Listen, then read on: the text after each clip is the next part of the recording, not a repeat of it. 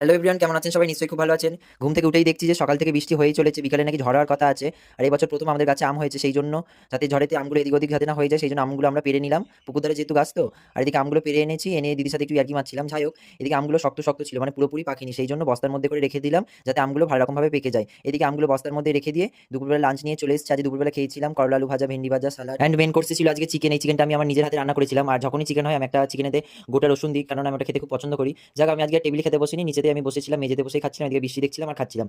এদিকে দুপুরবেলা খেয়ে দিয়ে আমি একটু ঘুমিয়ে নিয়েছিলাম। এখানে ঘুম থেকে উঠে আর বাইরে দেখছি প্রচন্ড বৃষ্টি হচ্ছে, আর এদিকে ঝড় মতন উঠেছে। আপাতত দেখছি কোনো রকম বড় ধরনের কোনো ঝড়-টড় তো এখনো হয়নি। যাক, সন্ধ্যা অব্দি দেখা যাক কি হয় না হয়। যাক, প্রাকৃতিক দুর্যোগের কারণে যাতে কোনো মানুষের কোনো রকম ক্ষয়ক্ষতি না হয়, এইটুকুই ঈশ্বরের কাছে প্রে করি। যাক, এদিকে কাল রাত্রিবেলা দই পেতেছিলাম, ওই দইটাই বের করলাম ফ্রিজ থেকে খাওয়ার জন্য। চলুন আমি দইটা বেড়ে নিই। আর দেখুন দইটা কত সুন্দর বসেছে। আমার বাড়িতেই মিষ্টি দই বানাই, আমরা দোকান থেকে কিনা। যাই হোক, চলুন আমি দইটা খেয়ে নিই। সো চলুন, আজকের ভিডিওটি এত পর্যন্ত। যদি ভিডিওটি ভালো লাগে অবশ্যই একটি লাইক করবেন এবং অবশ্যই কমেন্টের মাধ্যমে জানাবেন ভিডিওটি কেমন লাগলো। অনেক অনেক ভালো থাকবেন। নমস্কার।